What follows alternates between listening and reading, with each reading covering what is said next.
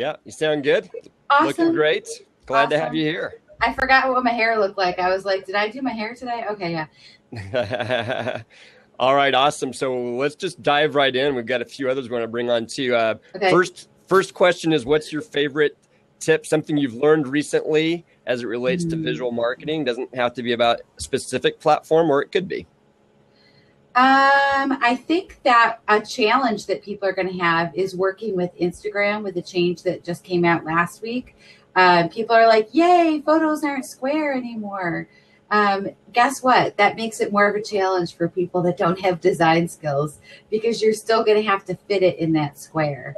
So it's great to be excited about changes, but make sure you test everything to make sure that it looks good still in the square grid. So it is a challenge. Like, people are always looking for the quick one quick thing I can do to make a graphic for every social media channel, and there actually is none. So I wish there was, because that would be super awesome. But my biggest tip is to test things, because that's usually how I find when there is a change, like an Instagram size change or Pinterest change. Facebook constantly changes what size you can use on there, and they never announce it. So the biggest thing is just to check your images when you're sharing them to make sure they look how you want, especially if you're adding fonts and text on them. Because today's perfect size can be tomorrow's type nightmare. if part of your word cut off, gosh only knows what it could spell. So I have a question about the Instagram thing, Peg. Since if you can bring your Pinterest images over there kind of now and have that long format, do you think that'll be good because people are going to have to scroll more, or do you think people will be more frustrated with it because actually you got more time if you're scrolling with that long image? If you have a great image, I don't think people will mind scrolling. If you have a lot of white space, that's good. Then people might be okay with it. If you're just posting a big or bad image, it's not going to help. One big bad image is not going to do it. So it's hard. I mean, that's the visual challenge, Jeff, as you know, because you're a designer. My first Instagram large image test, I was lucky and all my text hit right in there. And I was like, oh, hey, look how lucky I was. But I mean, we're going to kind of need a little grid. You know, you're going to need a grid to show your square. And I think different size phones are going to make a difference, because that Pinterest image looked great on my big 6 Plus, but what's it going to look like on somebody who's using a 4 or a 5? What's that going to look like? So maybe everybody should get an iPhone 6 Plus. Yeah, that's what needs to happen. Right before Apple makes their big announcement next week, right? Exactly. Yeah, get it now before it goes. Well, they never mark anything down, so it's not like you're ever going to get it on sale. So yeah, that's the challenge is meeting all the different sizes. I only have that phone now. I do test on different size tablets and desktop and all that kind of thing, but it certainly is a challenge. So for somebody who's not a designer, testing your images is many places. Ask to see things on your friends' phones if you have Android friends. I mean, you just need to check things. You can't just make one thing and shoot it out there and forget about it. One thing I know that you do, and Jeff, you do this as well, you guys are part of regular conversations with several people who are on this blab today, where you guys, I assume, are talking to each other about what's working for you and what's not. Is that true? And is that something that you would recommend other marketers do, is find some peers? Absolutely. Yeah, I just copy what Peg does. That's what I do. Totally true. Now, it's called R&D, Robin Duplicate. That's right. Yeah. Actually, I had Jeff and Rebecca Radice are like in my Facebook Messenger all day long. If there's an update, if we find a new size, it's true. Find one or two buddies that know what they're doing. I mean, honestly, Rebecca and I we share our images every week. What do you think about this? And we give each other advice, suggestions on titles. Don't be intimidated and think that someone is your biggest competition. Embrace the fact that there's other people in the space and support each other. That was one of the best things about social media marketing world, was that all the Pinterest speakers came to everybody else's session. We all supported each other. We shared each other's stuff. It wasn't like, oh, Vincent's talking about Pinterest, I'm not going to go see what he has to say. Everybody was supportive. I mean, and it builds a great community. It takes a little village to make all of your content be seen by the world. So don't think that it's going to shut out, you know, other people if you don't do the same. It's just not like that in the world. I mean, you don't want to give away every secret you have, but, you know, number one, as soon as you post it on social media, people see what you just did. So there's that. So, you know, it only takes a few people. Be friends with a few people, you know. Elisa, again, you know, she's one of my good Pinterest buddies. I introduced her to Jeff. Now they kind of are friends without me and don't talk to me, but no, I'm just kidding. I'm just kidding.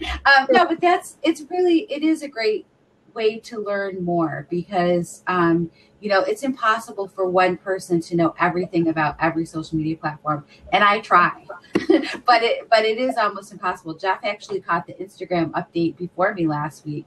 So if the Pinterest thing comes out, you know, I'm giving you props, Jeff. I know. It's usually the other way around. Yeah. Yeah. You know, I mean, it's not that Jeff has more Pinterest followers than me. Oh, wait, he does. But Eric Fisher's taking the real credit here. Yeah. It's Eric. Yeah. He told Jeff.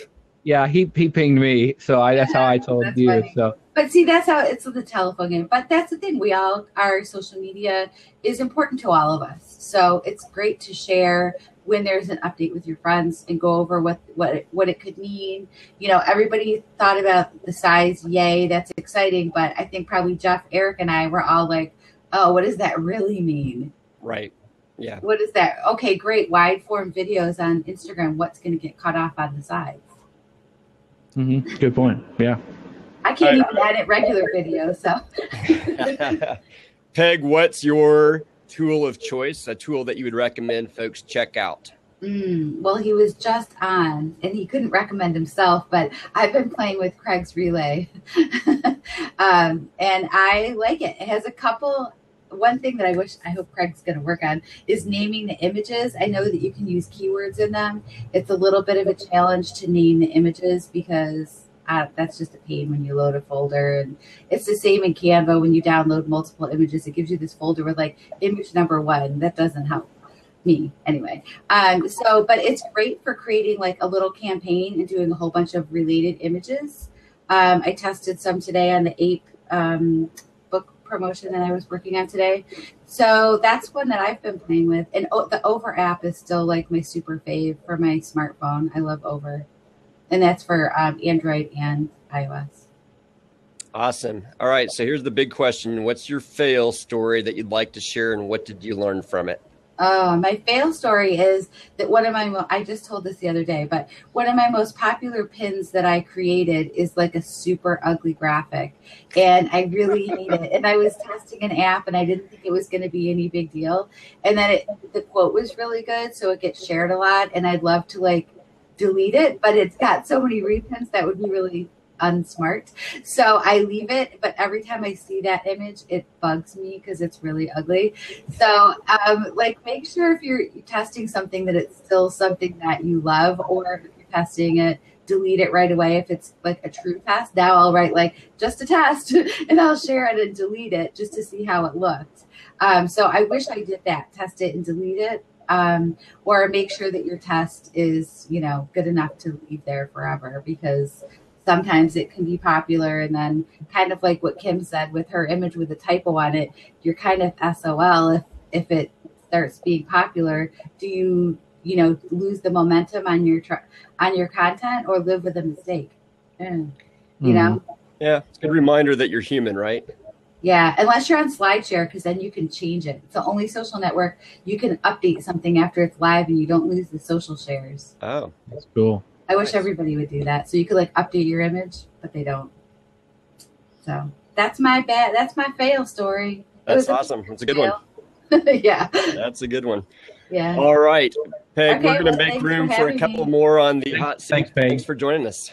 Yeah, You're I awesome. had to come, say hi at least. Absolutely. Yeah. Dustin, why don't you grab the open seat and we'll have you come on. Vincent Ing, if you're still in the house, why don't you type in that you're here and we'll have you come after Dustin.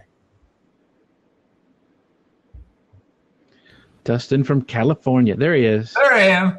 Hey, you have hair. My hair. I had to do that too. Did you run down and put a red shirt on? I want to know the truth. Okay. I literally wake up in the morning after I get out of the shower, go straight to the closet, reach for the red shirt rack. Okay, just wanted to make sure. It makes life easy. Like you don't have to think, oh gosh, what am I going to wear? Is that shirt dirty or clean? When was the last time I wore it? No. Rack of red V-neck shirts. Stick your hand in, pull it out. You're done. That's awesome. All right, so let's go, Dustin. We're going to jump right in. What's your favorite tactic that you've discovered recently you'd like to share? You know what? I think there's a number of things that I've been trying, but I think my favorite thing is still, even though Jeff already said it, is the repurposing. But different than that. Let me say this because it hasn't been said already. It's the customizing of content per platform. Most people already know that you can't post the same thing on Twitter that you would on Google+. I mean, there's obvious restrictions and things you just can't do. Likewise, you can't share a tweet on Google+ and expect it to do well.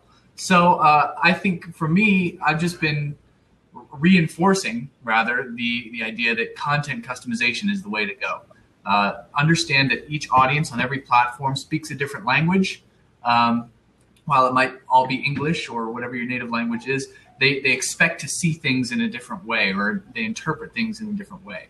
The same reason that I'll talk about my fail later on is why tall images do well on Pinterest. They just do. That's what the audience is looking for. That's what grabs their eye. So it's the customization on a per channel basis that is really the ultimate tactic at this point for me. Can you and Jeff just real quickly, for those who maybe don't know, talk about the main visual platforms, let's say Pinterest, Instagram, even Facebook, Twitter. What's one thing that's unique about those different platforms that you ought to be thinking about as you create your images? Well, all of those ones you just mentioned do better with images. I mean, take the time on Twitter. If you have a blog post, just don't put a link. Make a image that goes with that tweet as a Twitter card, or or upload a photo with it and use that, because I mean the stats for that are something like 150% more retweets if you use an image with your Twitter post. But I guess, Dustin, you were saying there's a specific way you ought to approach your graphics for each platform, customize your content. What would you do different on Twitter that you wouldn't do on Instagram or Facebook? Well, up until recently, with the Instagram changes, I mean, you could only do a square on Instagram, which means, on the other platforms such as Google+, or Facebook, or even Twitter, they're a little bit more optimized for wide images because they have the light box that you open up in Facebook and Google+, and you can have huge space. And on Google+ in particular, you have the ability with wider images to cross go full stream, which means your one post can actually be as big as multiple columns on the page, giving you basically a big billboard in the middle of someone's social stream. Whereas on Pinterest, the columns are always one column. You can't cross, so the taller images give you more real estate. So it's all about getting the visibility. Twitter, same way. It was, that they actually cropped the images to be before you click on them, they crop them to be a little bit shorter and wider. So it just helps to have the wider image and to optimize for that. But things are changing. I think Instagram's. I was just saying in the comments earlier, I think Instagram's going to do better with the taller images, much like Pinterest, because it's all about consumption. How are people consuming the content, and what are they using to consume it? Most people are on Instagram on their smartphones, and smartphones, as we know from the plague of vertical video, most people hold their phones this way, and so the taller image is just going to give you more real estate, and Pinterest is the same exact way. So that was the question, right? Yeah. Jeff, anything you would add to that as far as thinking about the different platforms? No, I'm sure Dustin will mention it when his tool, but when he gets up there. But what he's going to mention is what I use like I said about repurposing, because of the reasons that he was saying that different platforms, and it's going to always be that way. Different platforms are always going to have different requirements. I just never see any standardization coming. But being really thinking about, okay, how's that going to work? Because sometimes, and I made this mistake before too, that I made an image that I was going to repurpose, but when I did it to a Facebook share, it cropped it weird, and it took off some of the text that I wanted to see, like even my watermark that had my web URL on it. And so just be really realizing what you need to do to make sure that works on all platforms. Cool. Hey, I'm going to keep moving you through here, Dustin, because we want to get Vincent on before the hour is up. So what is your tool of choice? Jeff's already hinted at it, but what is it that you would recommend? Well, I wasn't going to mention the one that he was hinting at because that can seem sort of self-serving. But it is the one that I helped to co-create. And it's called Social Warfare. It's a WordPress plugin that allows you to do just what we were talking about, customize the social shares. So for me, it's not as much about me optimizing my shares, right? Like everybody who's been around social media for a while knows how to optimize for engagement. Rebecca Radice has written some great things about how to optimize. Peg's probably written novels worth of great tips on how to optimize your social media posts. So there's out there. But the next step for me has always been, how do I get the people sharing my content to share it in the most optimal way? You know, and most people, they have social buttons that they click it and it shares a headline and a link. And we know that doesn't give the most optimal engagement. So I wanted to create a way where when people hit that share button on my blog post, they're instantly given the most optimal way to share, whether it's Pinterest that pulls up a Pinterest specific image, or a tweet that comes up with the optimal version of a tweet that I have handcrafted for them. So Social Warfare does that and a lot more. And that's probably the reason why my blog has sort of skyrocketed for success. This relates to your next question. My biggest fail has been not jumping on Pinterest earlier. And it's allowed me to really skyrocket my Pinterest traffic because of creating a specific pin image and a specific Pinterest description on top of that for every blog post that I create. All right, I'm not going to let you get away with that as your fail, because that's a lack of omission. But what's something you actually did do that you live to regret, but maybe has taught you something important? Oh, gosh. Now I have to give a real one. That's like being in a job interview and they ask you what your weaknesses are, and you actually tell them something that sounds like a strength. Right. My weakness? I'm too hard. Dedicated. You know? I work too hard. That's my weakness. Yeah. Biggest fail. Oh man, there's so many. I am not beyond the failure. I've had so many blog posts that just fell completely flat. But what's a really good one? The Pinterest thing is a pretty big deal because both Peg and I told him to get on Pinterest, and he's like, "No, I'm a Google Plus guy," you know. And it took him a while, but it was so fun to see him when he finally went over that he just kind of, you know. Right, well, that was a deliberate action. You deliberately ignored their advice for a period of time, and now you're.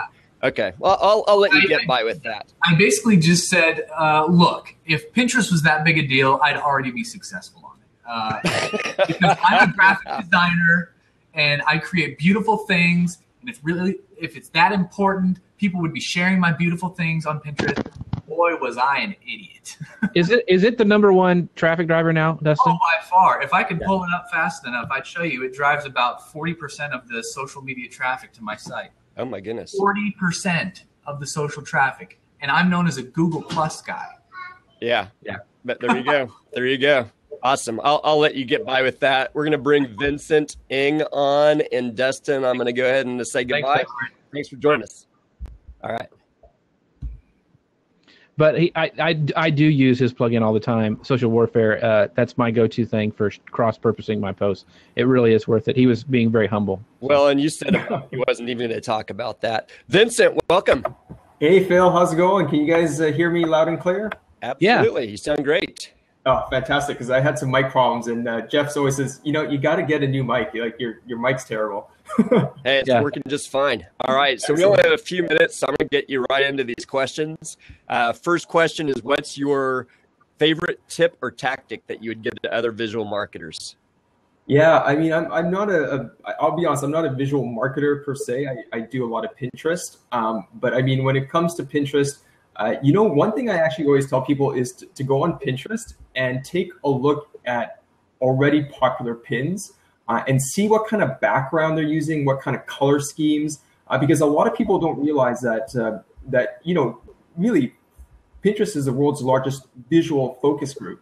So if you want to know what birthday cards are popular, go type in birthday cards. You'll notice that blue, reds mixed with oranges do very well. So definitely go on Pinterest, search for your competitive terms, and see what's popular there. I love that. That's a great tip. All right, what's your favorite tool or a tool that you'd like to recommend folks check out? That's the hard one because everybody's already mentioned every tool, so I can't. I have a favorite tool. You should go to Jeff C. He's my favorite tool, so he'll for you. Oh, that was a good one. And you can call it Now You See It. Yeah. Oh, okay, bad. That was bad. All right. We'll let you get by with saying everyone else already recommended them. But Jeff, we're going to give you a chance to offer another one since Vincent is bowing out. But what's your favorite fail story, Vincent? Something that went wrong that you did, or I guess as in Dustin's case that you didn't do, and what did you learn from it? Yeah, I remember I was creating this pin for a client, and I thought for sure this thing was going to do really well because it had like some really great visuals. It was kind of like one image stacked on top of the other, and then it just didn't go anywhere. And I think the biggest reason, especially when it came to Pinterest, was because I was using images that Pinterest didn't recognize that it was actually associated with actually it was about Burning Man. So I kept using these different images, but because Pinterest couldn't actually recognize that those images were associated with Burning Man, it actually hurt its reach. So I always tell people now what I do is I'll actually look, if I'm trying to do an image that's related to Scotland or it's an e-commerce site, I'll actually look for images first to see what's popular, and I'll use those types of images to create pins now for clients. So I realized that it's nice to be creative. You should try it out, but that ended up being pretty. I would say pretty epic fail because I was like, wow, it's only got like 3 repins. This is terrible. So. Hey, Vincent, before we wrap up, and I know we're getting close to 5 minutes left, but I want you to share, because it really changed the way that it helped me design pins when I first got started, your tip about magazine covers. I think that's for people getting started. I think that'd be a great one to share with everybody, your tip about using those. Yeah, no, thanks, Jeff. I really appreciate it. I mean, quickly, is that every time you walk into, well, if you still walk into a bookstore, you see hundreds of magazines, and really Pinterest is no different. You're competing with people next to you with the same topics. When you're creating pins, you want to create like a magazine cover. What's going to get people to number one, look at it, and then number two, to be curious enough that they're actually willing to quote unquote flip the pages to your blog post. So if you keep in mind that your pins should be nice and visible like a magazine cover, I think that's a really great start. So thanks, Jeff, for bringing it up. I really do appreciate that. It's a great tip. Thanks, Vincent. Hey, Jeff, as we close out here, I'm going to go ahead and ask, we're going to just close out here with a couple minutes with you. I know there's a bunch of people on the call today that are from Wichita, Kansas, which is where I am. And what would you have to say to those folks that you're going to talk about when you see them next month? Oh, we're going to have the stuff we talked about today. We're going to kind of go more in the depth of some steps and some tips. And hopefully I'll be able to, hopefully if the Wi-Fi is strong enough, but actually get into Canva and some of these other tools and show you guys how to create visuals for your blog posts, for your business, ways that you can repurpose things easily and quickly, creativity is like a muscle. And so the more you use it, the better you get at it. I mean, you go look back at some of my, and I'll show some examples during the presentation of the stuff I did when I first got started. They're horrible. I mean, they're bad. And so it's going, and I'm going to ask you some questions, give you some exercises to help you start to get those creative muscles moving and getting you on the path of creating more and more visuals for your business, and hopefully, kind of take your marketing visually to the next level. Awesome. Now, Jeff, I bet there may not be anyone on this call, because I think a lot of people who came here maybe already are interested in visual, but I would say I am like the last guy that would have a visual muscle in his body. I'm musically creative. Visually, I can't even draw a straight line. So what are some things that marketers who maybe have a fear of getting into this should be thinking about? You know, I know these tools make it easier, but it also makes it easier to make a fool of yourself. Right. So what's... well, like Vincent's thing, start studying things that work, things that you like. The reason I use retro kind of style for my brand is because I like it. I like the style. And so I would study that. I kind of was familiar with it anyway. I like the fonts. I like the colors they use for it. So look and see what you like, and then say, well, I'm not going to copy this, but I want to make it, I want to implement it for my brand or for my marketing message. And so, you know, like Vincent said, look at magazine covers, see how they're using text and how they're stacking text on top of each other. See what really works. See the big brands, follow those. Follow people like on Pinterest and all their social networks, like Rebecca Radice and Peg Fitzpatrick, Vincent Ng, Elisa, all the people who are in this stream today talking, follow their stuff because they have really good things. And like, don't copy what they're doing. Don't say, I'm going to steal Rebecca's color scheme, because everyone knows what Rebecca Radice's color scheme with that orange is. And so don't copy that, but use her. And she's always experimenting, and you can see how she's doing that through her art that she's creating. And you know, look and see what you can do and use some of those techniques on your own stuff. Hey, speaking of Rebecca Radice, she's here, and we're going to, if you're okay with it, Jeff, let's bring her on and let's close out with Rebecca, since she's been shown so much love. Rebecca, if you're here and can join that seat, come on. All right. There she is. Here she comes. Hey, welcome. Hello. Sorry to be so late. Hey, actually, your timing is perfect, because we've given a bunch of people a chance to be on the hot seat, and you don't know what that means, but we're just going to ask you a couple of questions and get your gut reaction to it. And so you're not going to be blocked. I better grab my coffee, huh? That's right. It's Monday. I got to go. These are easy questions. Oh, good. Okay. So here, I'll tell you what the three are to give you a chance to think about them. First question is, what's your favorite tip or tactic as far as visual marketing goes? Second is, what's your favorite tool that you recommend? And then third is, tell us a fail story, something that you did with visual marketing that went wrong, and then what did you learn from it? Those are good questions. Awesome. Well, let's start with what's a tactic or tip that maybe something you've discovered recently that you'd like to share with others.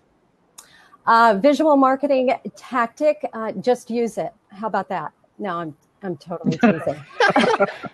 That's lame, but okay. I'm teasing.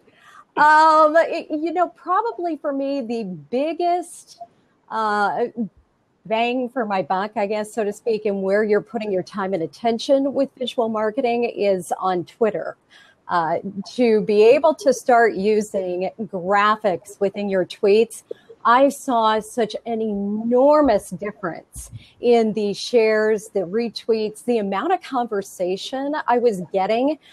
So I would say test those out. What I started doing with those is use them with your latest blog article, but pull out a tip, pull out a how-to, and then put a little context around that. So just ask a quick question around maybe a point that you want to highlight from that article, because I see a lot of people that are using it just to point people over to a particular article. But how about just using that visual to stand alone with maybe 10, 15 different little quotes or points you want to pull out of that?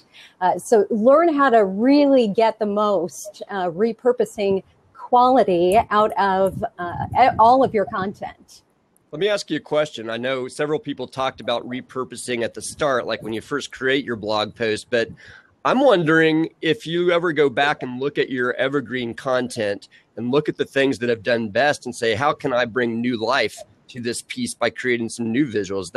Is that something you do, and is that something that you recommend? Absolutely. And I'm so glad you brought that up, because it's probably something, Jeff, we've talked about in the past. But yes, I actively go through my evergreen. In fact, I was going through one this morning, and I will create maybe 2, 3, even 4 additional graphics for that, for Pinterest, for Twitter, just to kind of test out. I'm constantly testing what's working, what's not, what seems to resonate a little bit more with people. I have a lot of different templates, which are my go-to.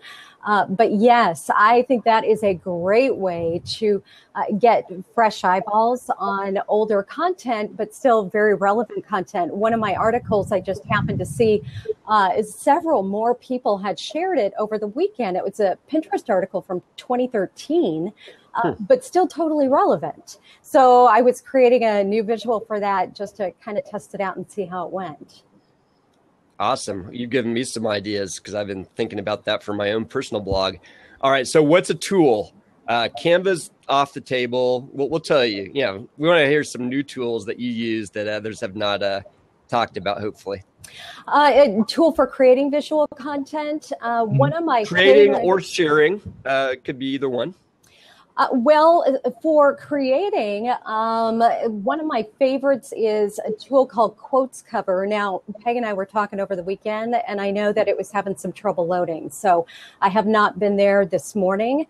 But similar to Canva, it has pre-created templates for Facebook, for Twitter, for Pinterest, for Google+, but it's a very, very simplified version of Canva, where you could just go in there like I was talking about and just pull out a how-to or a quick tip and drop that in there literally within 30 seconds and create something very visually appealing without a whole lot of work. I like it. That's great. Quotes Cover. All right. So fail story. What's something that you did that went wrong, and what did you learn from it? Oh, goodness. Where should I start? I have played around so much. What I have learned is that more white space. So as Jeff mentioned, my color is orange.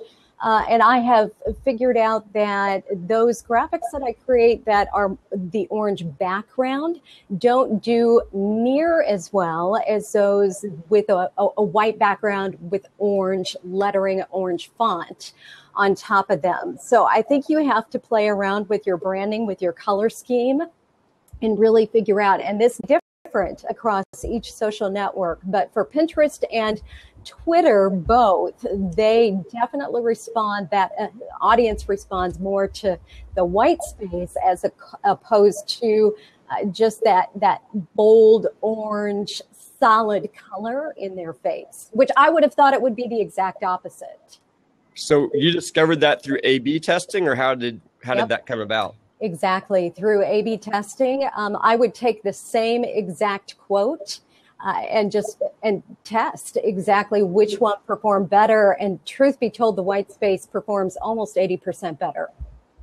So dramatic difference between the two. And like I said, I would have thought that orange, as it's going through your feed, through your stream, would have been just a bolder color to grab people's attention.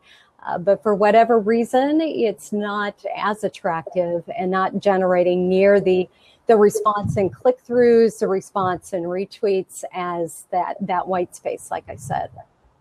Awesome. That's one thing I learned from Rebecca and Peg early on is they try new things, but they track everything. That what makes a difference, what's causing more click-throughs. They're not just slapping things up and going, oh, that looks better, or, I'll see if this works, but they're really tracking everything. And, even if it's not something that, you personally like, if it's getting click-throughs, it's worth doing. And so, that's such a great point, Jeff, because there are so many graphics that Peg and I will say to each other, oh, yeah, I can't believe I ever created that, but it's still doing well. Right. So something resonated with people and it's continued to do well. So just because it's not something I'm terribly in love with, doesn't mean that it's not going to perform. Right. Excellent point. Ben just chimed in here, and he has a tip. He said, if you're not a designer, outsource the creation of your visual identity and then use the templates to do it yourself. And the tool that he recommended was InVision for design collaboration, Dribbble for inspiration, and finding a designer. And then his fail was not getting into this Blab sooner. Ben, I'm glad you at least joined us and were able to share those tips. Yeah. Folks, we are out of time at this point, but if you liked what we did here, can you give props to Jeff right now? Yeah, I don't want the props. So give a bunch of props to Jeff if you liked what we did. And if so, maybe we'll do this again. Yeah, this will be fun. Rebecca, thank you for joining us. Thanks, everybody, for being part of this here today. And hope you have a great rest of your Monday, or if you're in Australia and got up this early, Tuesday. We will share the recording. It's obviously going to go live here, but we'll also probably split it up and share it in some other places. So, very cool. Jeff, any closing comments you'd like to throw in? No, I'm just thanks for everyone, everyone who showed up today and participated. And like you mentioned before, I'm really excited to come, next month in a day, but to Wichita and talk to you guys there for that conference. So I'm really excited about that. And I should have mentioned this too. I'm excited that almost everybody that came on the camera today is going to be speaking in October at Social Media Success Summit. So they'll be talking a whole bunch about visual content at that point. Ben, Thanks for putting that link there. We're going to try to capture some of the tools that have been shared today, and maybe we can figure out a way to share that. I don't know if there's a way here in Blab, but we'll definitely document some of these great tools. So, all right. Thanks, everybody.